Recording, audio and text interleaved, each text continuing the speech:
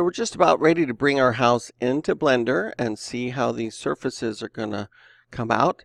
But there's one more problem that we want to fix here, and that is that this SketchUp model has a lot of different pieces on it.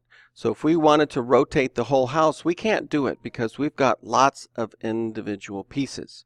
So we need to group this house so it is one object here in Blender so we can rotate the piece. So let me show you what that means. If I take this one piece right here and I'm just randomly going to change its rotation, we find a bigger piece. It's a little hard. You can see that piece over there is a separate entity here in Blender. And so that's one piece. There doesn't seem to be much rhyme or reason as to why these individual things are what they are. Some of them are going to be very big pieces. Some of them are little tiny things. So yes, you can do some fun stuff with this, but we want to be able to spin the whole house around so we can see all of it. So let's go back to SketchUp, and we're going to group this entire house. Now I'm going to deliberately put a little tiny piece of something over here.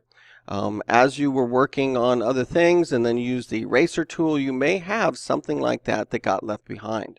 You're going to find out if Stacy, your model, is a mile away. If you hit Control A to select all and then right click and make a group out of it, you will see that the group box is not just around the house. It's including something else. And so one way to get rid of that is to double click inside the group, get a nice angle on it, and use your selection tool to get the entire empty looking area.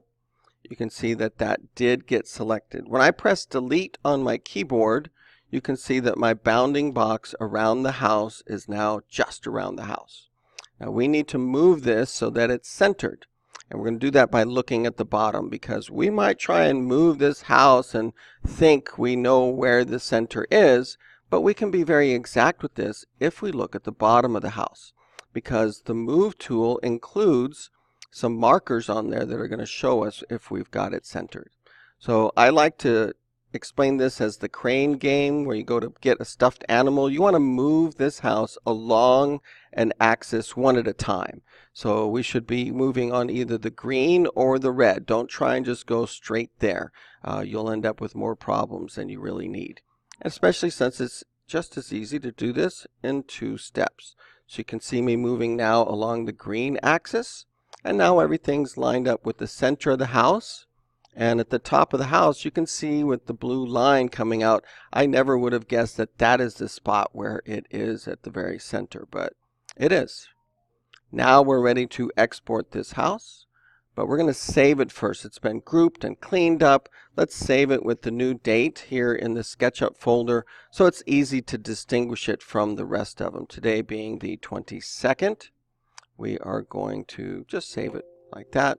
It says it already exists because I did this earlier, but now I have a nice new Collada version. That was the file export 3D model. Got a new name. We're going to just leave the default. The Collada file ends in DAE. You can see that I've got one earlier that I showed you the problems with, and you can see that it has a companion folder that has the textures in it. So for right now, these two things go together.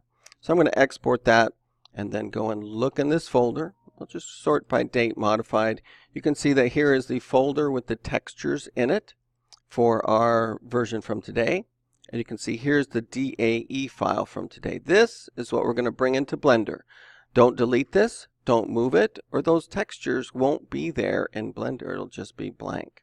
So let's go over here to Blender. I'm going to say File New and reload the startup file.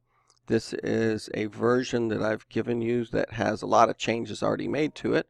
Let's just do a File, Import, Collada file, and go down here to our Documents, SketchUp project folder, and let's bring in the version from today.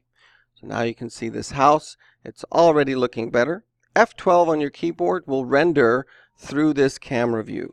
So we will see what the house looks like from there, and we can see already that this window pane is not all staticky.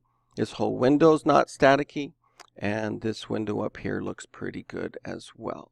So we are in good shape. One way to check this is to click right here and change it into the fully rendered mode. That allows us, let me press numeric keypad 0 to get me out of the camera view. And I can use the same tools, the orbit with the middle mouse wheel, the zoom in and out using the mouse wheel, and then shift and the middle mouse wheel button in order to pan. So I can orbit and zoom in and take a look, got a little close there, and see what my glass window looks like right there. And check out the house from all angles. Make sure you didn't miss anything.